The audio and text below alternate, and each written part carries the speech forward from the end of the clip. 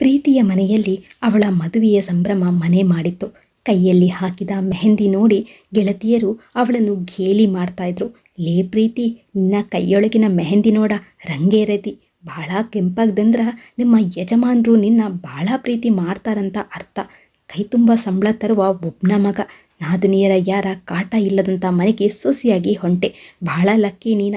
ಹೌದು, ಪ್ರೀತಿಯ ಮದುವೆ ವಿಶಾಲ್ನ ಜೊತೆ ಫಿಕ್ಸ್ ಆಗಿತ್ತು. ವಿಶಾಲ್ ಬೆಂಗಳೂರಿನ ಮಲ್ಟಿನ್ಯಾಷನಲ್ ಕಂಪ್ನಿಯಲ್ಲಿ ಕೆಲಸ ಮಾಡ್ತಾ ಇದ್ದ. ಅವನ ಅಪ್ಪ ಅವ್ವ ಹಳ್ಳಿಯಲ್ಲಿ ವ್ಯವಸಾಯ ಮಾಡಿಕೊಂಡಿದ್ರು. ಪ್ರೀತಿಯ ತಂದೆ ಅವರ ತಂದೆಯಿಂದ ಬಳುವಳಿಯಾಗಿ ಬಂದ ಕಿರಾಣಿ ಅಂಗಡಿ ನಡೆಸ್ತಾ ಇದ್ರು. ತಂದೆ ತಾಯಿಯ ಮುದ್ದಿನ ಒಬ್ಳೆ ಮಗಳು, ಮುದ್ದಾಗಿ ಬೆಳೆಸ್ತಾ ಇದ್ರು. ಪ್ರೀತಿಯನ್ನು ನೋಡಲು ಸಂಬಂಧಿಕರು ತರ್ತಾ ಇದ್ದ ಸಂಬಂಧಗಳಲ್ಲಿ ಹೆಚ್ಚಾಗಿ ಕಡಿಮೆ ಕಲಿತು ವ್ಯಾಪಾರ ಮಾಡುವವರಾಗಿದ್ದರು. ಎಂ.ಕಾಂ ಓದ್ಕೊಂಡಿದ್ದ ಪ್ರೀತಿಗೆ ಗಂಡಿನ ಕಡೆ ಒಪ್ಪಿಗೆಯಾದರೂ ಅಷ್ಟೊಂದು ಸಮಾಧಾನ ಇರಲಿಲ್ಲ. ಆದರೆ ವಿಶಾಲ್ ನೋಡಲು ಬಂದಾಗ ಅವನು ನೋಡಲು ಚೆನ್ನಾಗಿರುವುದಲ್ಲದೆ ಅವಳ ಸರಿಸಮವಾಗಿ ಕಲಿತವನಾಗಿದ್ದ. ಗಂಡಿನ ಕಡೆ ಒಪ್ಪಿಗೆ ಇದೆ ಎಂದಾಗ ಇವಳು ಒಪ್ಕೊಂಡ್ಳು. ತಂದೆ ಅಪರೂಪವಾಗಿ ಬಂದ ಈ ಸಂಬಂಧ ತಪ್ಪಿಸುವುದು ಬೇಡವೆಂದು ಬೇಗನೆ ಸಂಬಂಧ ಗಟ್ಟಿ ಮಾಡಿದರು. ಪ್ರೀತಿ ಮತ್ತು ವಿಶಾಲ್ನ ಎಂಗೇಜ್ಮೆಂಟ್ ಆಗಿ ಮದುವೆ ದಿನ ಫಿಕ್ಸ್ ಆಯಿತು. ಪ್ರೀತಿಯ ಕೈಯಲ್ಲಿ ಹಾಕಿದ್ದ ಮೆಹಂದಿಯ ಹೂವಿನ ಚಿತ್ತಾರಗಳು ಅವಳ ಮನದಲ್ಲಿ ಮದುವೆಯ ಕನಸುಗಳ ಚಿತ್ತಾರವನ್ನು ಹೊಸೆಯಿತು. ವಿಶಾಲ್ನ ಪ್ರೀತಿ ಅವನ ಹೆಸರಿನಂತೆ ವಿಶಾಲವಾಗಿರಬೇಕು. ಒಂದು ಹನಿ ಕಣ್ಣೀರು ಜಾರದಂತೆ ನನ್ನ ನೋಡ್ಕೊಳ್ಬೇಕು. ನನ್ನ ನೋವು ನಲಿವುಗಳ ಜೊತೆಯಾಗಿ ಸ್ಪಂದಿಸಬೇಕು. ಅಪ್ಪ ಅಮ್ಮನ ಮನೆಯಲ್ಲಿ ಕಾಳಜಿ ಪ್ರೀತಿಯಿಂದ ಬೆಳೆದವಳಿಗೆ ಆ ಪ್ರೀತಿಯನ್ನು ಮರೆಮಾಚು ಪ್ರೀತಿ ವಿಶಾಲ್ನಿಂದ ತನಗೆ ಸಿಗಬೇಕು. ಹೀಗೆ 101 ಕನಸುಗಳ ಕನವರಿಕೆಯಲ್ಲಿ ಮದುವೆಯ ಹಿಂದಿನ ದಿನ ರಾತ್ರಿ ಪ್ರೀತಿ ನಿದ್ದೆಗೆ ಜಾರಿದ್ಲು. ಕನಸಿನ ಲೋಕದಲ್ಲಿ ವಿಹರಿಸಿದ್ಲು. ತನ್ನ ಮುಂದಿನ ಜೀವನದಲ್ಲಿ ವಿಶಾಲ್ ಸ್ವಲ್ಪ ಏಟಾದರೂ, ತಾನು ಸ್ವಲ್ಪ ಕೆಮ್ಮಿದ್ರೂ, ನೆಗಡಿಯಾದರೂ ತನ್ನನ್ನು ಹೂವಿನಂತೆ ನೋಡಿಕೊಳ್ಳುವ ಹಾಗೆ ತನ್ನ ವಿಶಾಲವಾದ ಹೃದಯದಲ್ಲಿ ತನ್ನನ್ನು ಅಪ್ಪಿ ಮುದ್ದಾಡಿದಂತೆ ವಿಶಾಲ್ ಅವಳನ್ನು ತನ್ನ ತೊಡೆಯ ಮೇಲೆ ಮಲಗಿಸಿಕೊಂಡು ಹಾಡು ಹೇಳಿದಂತನಿಸಿತು.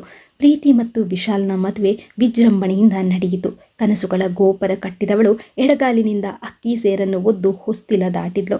1 ವಾರ ಹಳ್ಳಿಯಲ್ಲಿ ಇದ್ದು ನಂತರ ಬಾಡಿಗೆ ಮಾಡಿ ಬೆಂಗಳೂರಿಗೆ ಹೋಗಲು ವಿಶಾಲ್ ತೀರ್ಮಾನಿಸಿದ್ದ. 1-2 ದಿನ ಅಲ್ಲಿ ಇಲ್ಲಿ ಸುತ್ತಾಡುತ್ತಾ ಸಂತೋಷದಲ್ಲಿಯೇ ಸಾಗಿತು ಜೀವನ. ಬೆಂಗಳೂರಿಗೆ ಹೋಗುವ ಹಿಂದಿನ ದಿನ ರಾತ್ರಿ ನಡೆದ ಆ ಘಟನೆ ಕನಸಿನ ಕಥೆಯ ಒಂದು ಕೊಂಡಿ ಕಳಚಿತು. ನೀರು ತುಂಬಿದ ಲೋಟ ಕೈ ತಾಗಿ ನೀರೆಲ್ಲ ಹಾಸಿಗೆಯ ಮೇಲೆ ಬಿದ್ದು ಹೋದವು. ವಿಶಾಲ್ ಪ್ರೀತಿಯನ್ನು, ಲೇ ನಿನ್ನ ಕಣ್ಣು ಎಲ್ಲಿದ್ದವು, ಚೆನ್ನಾಗಿ ನೋಡಲು ಬರುವುದಿಲ್ಲ ಎಂದವನೇ ಬೇರೆ ಕಡೆ ಹೋಗಿ ಮಲಗಿಬಿಟ್ಟನು. ತಾಯಿಯ ಮನೆಯಲ್ಲಿ ಒಂದೇ ಒಂದು ಬಿರುಸು ನುಡಿಯನ್ನು ಕೇಳಿರದ ಪ್ರೀತಿಗೆ ಗಂಡನ ಮಾತಿಗೆ ನೊಂದ್ಕೊಂಡ್ಲು. ಒಳಗೊಳಗೆ ಅತ್ತಳು. ಬೆಂಗಳೂರಿಗೆ ಹೋಗಿ ಅಲ್ಲೊಂದು ತಮಗೆ ಹೊಂದುವ ಮನೆ ನೋಡಿ ಇಬ್ರು ಸಂಸಾರ ನಡೆಸತೊಡಗಿದ್ರು. ಪ್ರೀತಿಗೆ ವಿಶಾಲ್ ತನ್ನ ಕನಸಿನ ರಾಜಕುಮಾರ ಅಲ್ಲ ಎಂದು ತಿಳಿಯಲು ಬಹಳ ದಿನ ಹಿಡಿಯಲಿಲ್ಲ. ಅವನಾಡುವ ಒರಟು ಮಾತುಗಳು, ಅವನ ಸ್ವಭಾವ ಮುಂಗೋಪಿ ಎನ್ನುವುದು ಗೊತ್ತಾಯಿತು.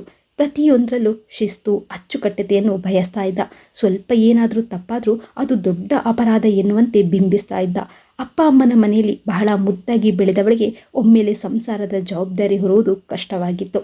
ಅಡುಗೆಯಲ್ಲಿ ಖಾರ ಉಪ್ಪು ಒಮ್ಮೊಮ್ಮೆ ಹೆಚ್ಚು ಕಡಿಮೆಯಾಗುವುದು, ಹೊಂದಿಸಿಡುವುದರಲ್ಲೂ ಕಪ್ಪುಗಳು ಕೈ ಜಾರಿ ಬೀಳುವುದು, ಬೇರೆ ಕೆಲಸದಲ್ಲಿ ಗ್ಯಾಸ್ ಮೇಲೆ ಹಾಲಿಟ್ಟಿರುವುದನ್ನು ಮರೆತು ಬಿಟ್ಟು ಹಾಲು ಹುಕ್ಕಿ ಹರಿದು ಹೋಗುವುದು, ಅನೇಕ ತಪ್ಪುಗಳಾಗ್ತಾ ಇದ್ದವು.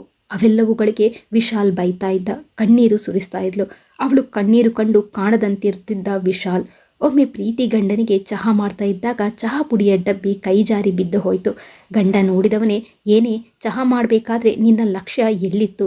ಎಷ್ಟೊಂದು ದುಡ್ಡು ಕೊಟ್ಟು ತಂದೀನಿ, ದುಡಿಯೋನು ನಾನು, ಆರಾಮ ತಿಂದು ಕುಳಿತವಳಿಗೆ ನಿಂಗೇನು ಗೊತ್ತು ದುಡ್ಡಿನ ಬೆಲೆ ಎಂದು ಎಗರಾಡಿದ. ಸೀಳಿದ ಡಬ್ಬಿಯನ್ನು ಅಂಟಿನ ಪಟ್ಟಿಯಿಂದ ಅಂಟಿಸಿ ಚಹಾನು ಕುಡಿದಲೇ ಹೊರಟು ಹೋದನು. ಪ್ರೀತಿಗೆ ಚಹಾ ಪುಡಿಯ ಡಬ್ಬಿ ತನ್ನಷ್ಟಕ್ಕೆ ತಾನೇ ಮಾತನಾಡಿದಂತೆ ಭಾಸವಾಯಿತು. ನನಗೆ ಇರುವ ಬೆಲೆ ಕಟ್ಟಿಕೊಂಡ ಹೆಂಡತಿಗೆ ಇಲ್ವಲ್ಲ, ನಾನೆಷ್ಟು ಭಾಗ್ಯಶಾಲಿ. 1 ವಾರದ ಬಳಿಕ ಪ್ರೀತಿಗೆ ನೆಗಡಿಯು ಜೋರಾಗಿ ಜ್ವರ ಬಂದು ಮಲಗಿಬಿಟ್ಲು. ವಿಶಾಲ್ ಆಫೀಸ್ನಿಂದ ಬಂದಾಗ ಹೆಂಡತಿ ಮಲಗಿರುವುದನ್ನು ನೋಡಿ ಯಾಕೆ ಮಲಗಿದ್ದೀಯಾ ಎಂದು ಕೇಳುವ ವ್ಯವಧಾನವು ಅವನಿಗಿರಲಿಲ್ಲ. ಬಂದು ತಾನೊಬ್ಬನೇ ಚಹಾ ಮಾಡಿಕೊಂಡು ಕುಡಿದು ತಾನು ಕೆಲಸ ಮಾಡುವ ಕೋಣೆಗೆ ಹೋಗಿ ಬಾಗಿಲು ಹಾಕಿಕೊಂಡನು. ಆಗ ಅವಳ ಕನಸಿನ ಕೊನೆಯ ಕುಂಡಿಯು ಕಳಚಿ ಬಿದ್ದಿತು. ಅಂಟಿನ ಪಟ್ಟಿಯಿಂದ ತ್ಯಾಪೆ ಮಾಡಿದ ನಿರ್ಜೀವ ಡಬ್ಬಿ ಪುನರ್ಜೀವಗೊಂಡಿತು. ಜೀವಕ್ಕೆ ಜೀವವಾಗಿ ಸಾಯುವವರೆಗೂ ಸಂಸಾರ ನಡೆಸಲು ಬಂದ ಪ್ರೀತಿಯ ಜೀವಂತ ಹೃದಯ ಸೀಳಿ ಹೋಗಿತ್ತು. ಸಂಬಂಧಗಳಿಗೆ ಬೆಲೆ ಕೊಡದೆ ಬರೀ ಎಲ್ಲವನ್ನು ದುಡ್ಡಿನಿಂದ ಅಳೆಯುವ ವಿಶಾಲ್ ಗುಣ ಸ್ವಭಾವ, ಒರಟು ಮಾತುಗಳು ಪ್ರೀತಿಯನ್ನು ಘಾಸಿಗೊಳಿಸಿದವು. ಕನಸಿನ ಕತೆ ನಿಜವಲ್ಲ, ಕನಸುಗಳೇ ಬೇರೆ, ವಾಸ್ತವವೇ ಬೇರೆ. ಕನಸುಗಳಲ್ಲಿ ಕಂಡಂತೆ ಜೀವನ ಹೂವಿನ ಹಾಸಿಗೆಯಲ್ಲ ಎಂದು ಮನಗಂಡ್ಲು.